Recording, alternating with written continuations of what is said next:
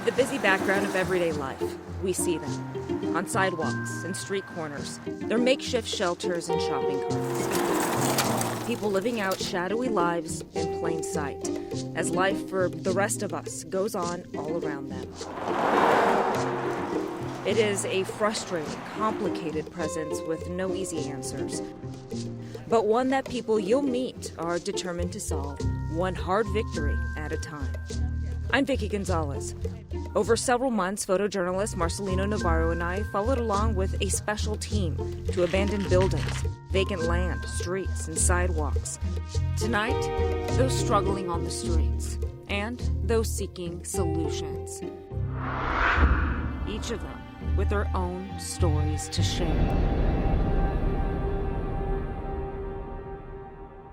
We're starting off in February, 11 months ago. I worked patrol for about 4.5 years. I was a field training officer out here, and I had a lot of experience with homeless individuals because we had so many calls for service just on the patrol end. It's very different than patrol. Whereas patrol, a lot of times, you go to a call and you have to find kind of a quick solution, and then right after you're done with that call, you're on to the next one and things like that. Whereas with this one, we can take the time and we can do more of the long-term solutions to these problems. It's a lot more gratifying. Deputy Matt Hovermail is one of 7 members of the Sacramento County Homeless Outreach Team. That is 7 deputies for the entire county of Sacramento. And County of Sacramento, that's over 900 square miles. The goal of the HOT team is not to criminalize those experiencing homelessness, but to connect them to services and housing. Yeah, it's definitely not like one thing that's causing all this. It's multifaceted. It's, mental illness, the drug use, there's the lack of, shelter and housing. All while balancing complaints from residents and business owners. But you're not interested in housing? The reason why I'm not interested in housing. Our first stop, Marconi and Fulton. So if housing's not for you, then you need to make this work for you. And that means not having so much stuff with you. David has been on the streets for more than a year, staying at the Sacramento Public Library in Arden for a couple weeks. They told me to pack up and leave. How do you feel about that? It's understandable. What would you like people to know about, just your situation and about what's happening? Not really none, just I hope they don't get in this situation themselves. And that's about all. Just across the street, the HOT team speaks with a woman taking shelter along a power box. We've given her resources and phone numbers. I've tried to give her, many times, this is how you need to start improving your situation. And that's exactly how I see her every time. You need to stop worrying about other people and start taking care of yourself, because you can't take care of anybody else until you get yourself situated, right? She was issued a notice of trespass, which is a warning, but it can escalate into a citation or arrest if she remains at the location. Huh? I'm scared to do things I would keep by myself. Well, what are you scared of? To do things by myself. Okay, well, you have to take care of yourself, okay? I know it's scary, I know, but you got to look at it like, hey, I'm making progress, you're making that phone call, like we said, that's what you're going to do, right? So make that phone call, those numbers I gave you, okay? In addition to what I'm going to do on my end, and we're going to start trying to get some progress here, okay? But you have to do that, okay? Yes, it's scary at first to make that jump, but once you make that jump, good things can happen, okay? But at some point, we can only give out so many resources, give them so many chances, then we start to take that enforcement action. Otherwise, they'll stay here, just like this. Deputy Hovermail knows both David and the woman on a first-name basis. So David over there, who has the orange shirt over by the Taco Bell, he's someone that we've been constantly just talking to. He is not interested in housing. He says it's too much like jail or prison or something like that. One of the things we do, and one of the things we really stress, is to get out there and recontact these people over and over again, gain that rapport and that trust with them, and then maybe someday they'll eventually, hopefully take some of the resources I'm offering them, or accept some of the advice that I'm giving them.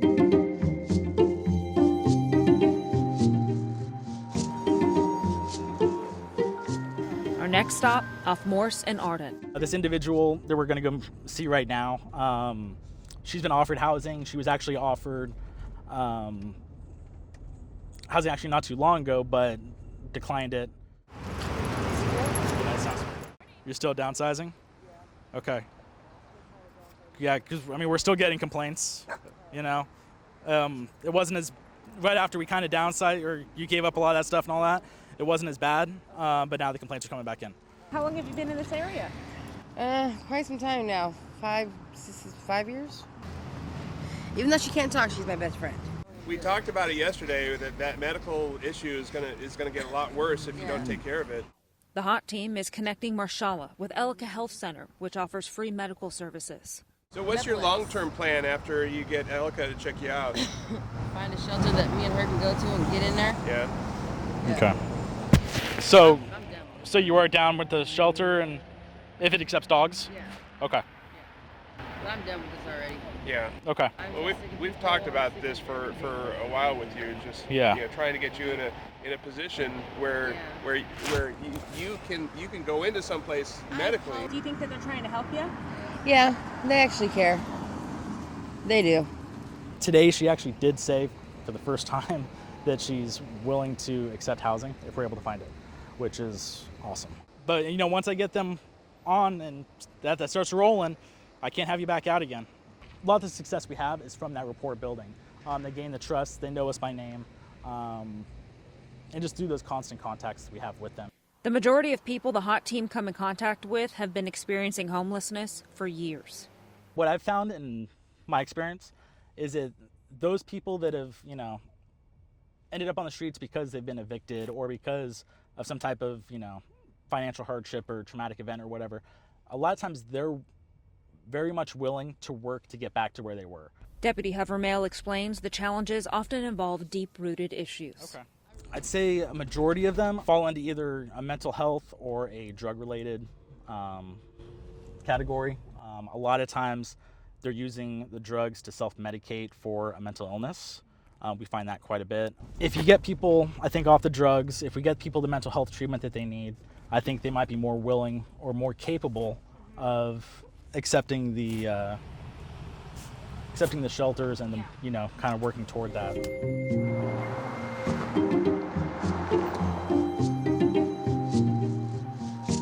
The last stop of the day, a heavy, dangerous lift, 1420 Howe Avenue. We're putting masks on because just the hazards in this building, asbestos, feces, just dirt, construction materials, black mold. A massive abandoned business complex, transforming into a regular spot for squatters, but now being demolished. Every board you see has been a point of entry that they've been using to get inside the building. It's a camp. Any idea how many people were living here? It's a big building. It's a big building. I believe the biggest number we've ever pulled out is it's in the teens, maybe 20. And that was just, at one point. Usually there's always at least a few people inside, though. For the past weeks, the HOT team has been making sure no one is inside and clearing out whomever remains before the complex is leveled. So, building being demolished. We have the date that they should be gone. Despite notices to vacate, people are still inside, hiding in squalor. It doesn't surprise me because I've been here so often. But the first time I came in, absolutely. Yeah, because it's just, you don't see stuff like this. From used needles to people setting indoor fires, human waste, not to mention toxic building materials. The hazards are everywhere. And even going through the building, this is kind of like a maze, and just protecting yourselves when you're responding to this or getting people to vacate. I mean, there's just a lot of different doors and a lot of different rooms. Which is why when we're doing this building in particular, we always make sure we have the full team with us for that extra safety. One moment, the HOT team is weaving through dark, abandoned sections.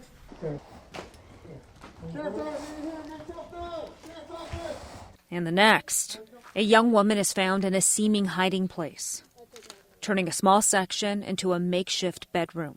Room where they've been hanging out and living. And you can see when you go in, they have a full little furnished apartment. They got their bed, dresser, they got a little table, chairs, stuff on the walls, air freshener. All around are indications that dozens of people have been filtering in and out for the better part of a year. It's a big project. It's a lot of work. It's been a lot of work. So to know that it's being demolished tomorrow and it's finally going to be, kind of off our plate, it feels good to knowing that it's finally going to be done and over with. Do you feel discouraged after these types of calls? I don't know if discouraged is the right word, but I know that there's more work to do.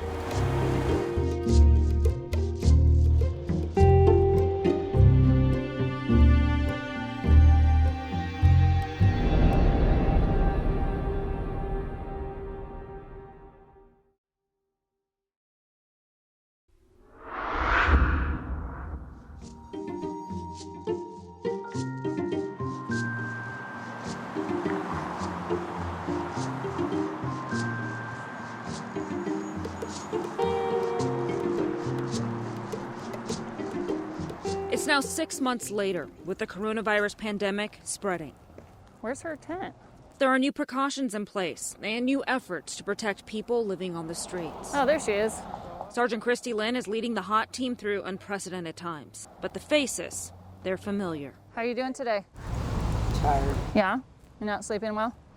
Marshala is still sleeping in the same spot we met her at 6 months ago.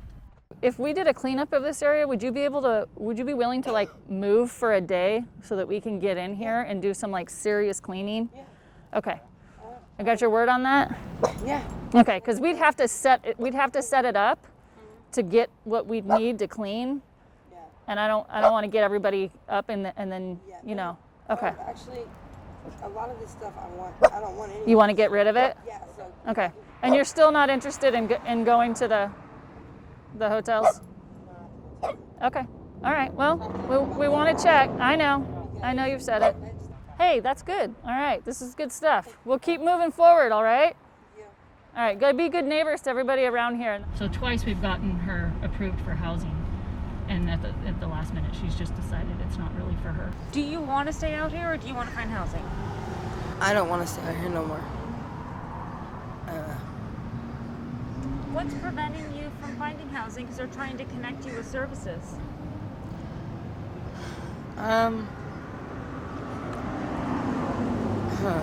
It's kind of hard to say.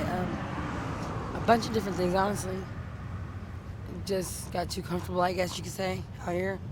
But yeah, I guess I'm being stubborn and selfish at the same time. What is your concern level when it comes to COVID and the risk of getting sick? Honestly, it's kind of hard because of a question. Because me personally, my health has already gone to hell. It's already shot. So as far as COVID and getting, the possibility of it actually catching it, bring it. Because you know what? I'm already out here, so you can't stop it if it does. How did the conversation go out there? Oh, good. We have a good relationship with her. We kind of know what she's willing to do and what she's not, but we always ask anyway. Mm-hmm. So she has a tendency to think of, what's tomorrow going to look like if I go to a hotel, not long term. And we're trying to get her to think more long term. In response to COVID-19, the state created Project Room Key, which provides free housing for high-risk individuals experiencing homelessness. We're always hopeful for the ones that have taken advantage of Project Room Key. We've housed some out of state that wanted to go back to their families during this. So, there's been some really good things that have come out of it. I think if you want to look at it that way, maybe we're in this pandemic, but we've been able to house some people. Because of COVID-19, the HOT team is limited as to how they can respond to people sleeping in public areas. What have been the biggest changes to your job and to the team's job with COVID? Probably the inability to move people from areas like that to do cleaning, and the types of complaints that are coming in that it's getting a lot worse because we can't get in there and do cleaning.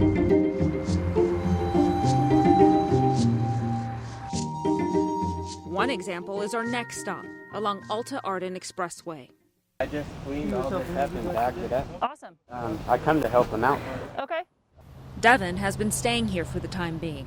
Where are your mask. I see your mask on the ground. It's not doing you any good there. And his friend Brandon is stopping by. You like Deputy Biddle? Yeah, he's like a father figure, you know. Devin knows the hot team pretty well. If we're going to speak about these guys in general and their group of people that help us, yes. Honestly, they've been the best officers that I've actually ever come in contact with. There's other, I'm not going to say, there's other law enforcement that automatically assume certain things, and it feels pretty good they didn't judge us, and I like, it was cool. And they've been really, really kind, and they've been really patient with me. But while the hot team is speaking with Devin and Brandon... Yes, ma'am. Sorry to interrupt. No, you're okay. I reside here. Okay. A neighbor stopped Sergeant Lynn to share concerns about the encampment. This crew right here, they gotta go, man. Can I explain to you? Yes, I know they got rules. Because it's public. I'm sorry, no, Brad, I'm fine. I'm fine. mess I'm fine. up. Because it's public property, we're not allowed to move them. Just the sheets The tarps, and it's unsightly and unsanitary, It is and garbage. yeah. The garbage. An example of striking a trying balance. She's the exact email we get of laying it out. This is where we are. This is what's happening to the neighborhood, that we think it's related to this. But before we leave, yet another person stops the hot team. However, this time it's someone they've helped get off the streets. I just came out here to check on some friends. I was down here at one time, and I know what it's like. But I know what these people, these guys have done, and it's incredible. It gives, people that are on the streets and that are feeling, like there's going to be nothing that's going to happen good for them. These people care. They really do, And they helped you. Yeah, Officer Biddle did quite a bit. Yeah, with his being stern but being nice. You know what I mean? Being nice about it. So yeah, no, he in fact he loosened me up to the authorities, because at one point in time I was really afraid of him. You know what I mean? And I didn't want to be around him for my history. Kind of went for a little bit, and then I'm trying to get myself back together. Awesome. Thank you so much. Yeah, no problem. Awesome. Thank you very much. Thank you. Let Biddle know that thank you very much. Oh, I will. In this situation, y'all are juggling a lot, like in terms of talking to people that are living here on the street, but then also having drivers pull up and be like... Multitasking. Yes. And I think that kind of touches upon, the challenge of finding the right balance. For sure. And but the complaint we're hearing right now is that there's no balance.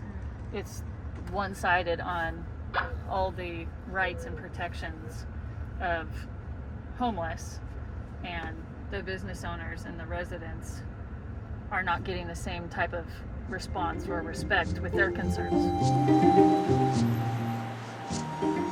But the COVID-19 public health order still allows the hot team to remove people off private property. How many individuals live here? Oh, I don't know. It depends. Maybe 10, 15. Depends on who's rolling through. Hello? Anybody home? Leading to our last stop in Antelope. We'll post them and give them notice that we'll be out within 72 hours to do the final cleaning. We want to make sure that we've offered services to everybody and that everybody's had an ample opportunity to know what's going to happen. But we know these people. We see them out here every week, so everybody knows. Spanning a few football fields where encampments have taken residence and drug use an issue. Used needles. These are all used needles. Yeah, there's one right behind you that's totally full. We find them all over the place out here. Well, if we bring some more bags out here and you guys start piling it up in a pile, we can bring Work Project out here next week. We've hit the area multiple times with offering services. We've gotten a couple of them housed just in the past month. So we're working on it. Could your team be bigger? Oh, always. We were bigger last year. We did get cut last year. We used to have 10 officers on the street. Now we have 7. But man, we could always be bigger. Anybody else over there? No? What do we lose if this didn't exist? I mean, I just think there's so many benefits to even just the relationships we form with the homeless. We celebrate when there's somebody that someone's been working with for a long time, and they finally get them housed, or they finally get them connected to services, or moved back with their family across the country, or whatever it is, even the little things. But there's disappointments too. Some of them that we've seen come back out is really disappointing, heartbreaking, when you see that they could potentially have started kind of a new chapter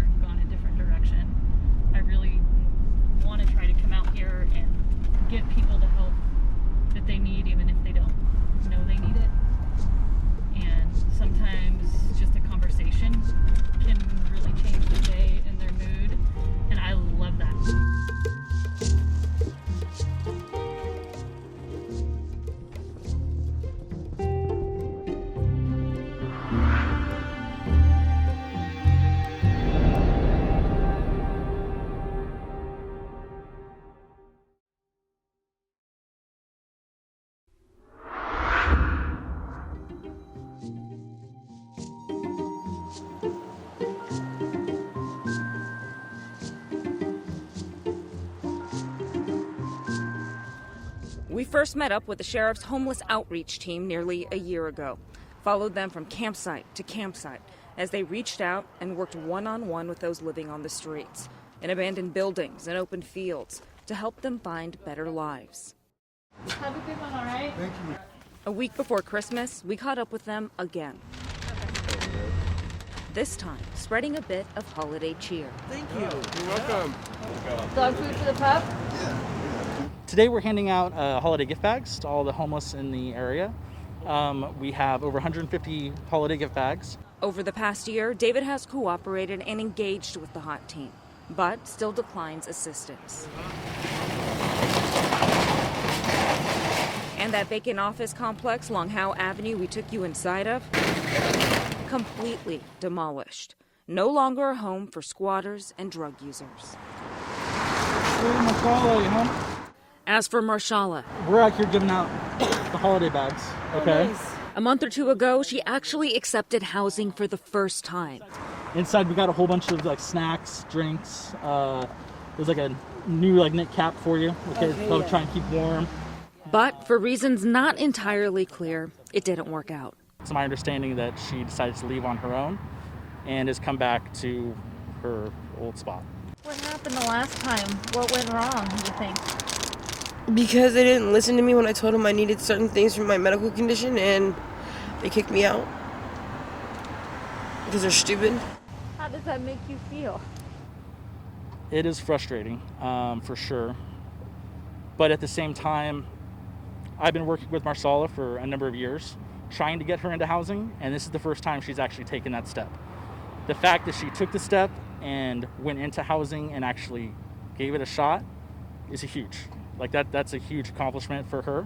But Marshala is also in deep mourning. How have things been going? I've been depressed, so I've been staying in my tent. Her beloved companion, Sassy, passed away. There is no replacing her. I can't replace her, even if I tried. Because she's not one to replace. She's one of a kind. I think you feel a little defeated right now, understandably. A little, a lot. A lot. For Marshala, David, and the dozens, hundreds of people the hot team regularly reaches out to, the threads of hope are few and far between. Because the reality is there are many reasons why people end up on the streets living like this. What's his name? Oliver. Hi, Oliver. Here's some more for him, all right? To offer each one of them an alternative, a solution, you need to build a relationship and understand them as individuals. Deputy Havermill was talking about maybe considering housing. What are your thoughts on that? I'll try it one more time. I'm hoping that this little step will keep moving forward and she'll try housing again, and hopefully we'll get her in there and she'll stick with it. It's that firm, compassionate tenacity that gives the hot team purpose. All right, guys, Merry Christmas. Hope. And a reason to be back on the streets doing what they do each day. We're not giving up. All right, take care. Happy holidays. Thank you. I'm Vicki Gonzalez.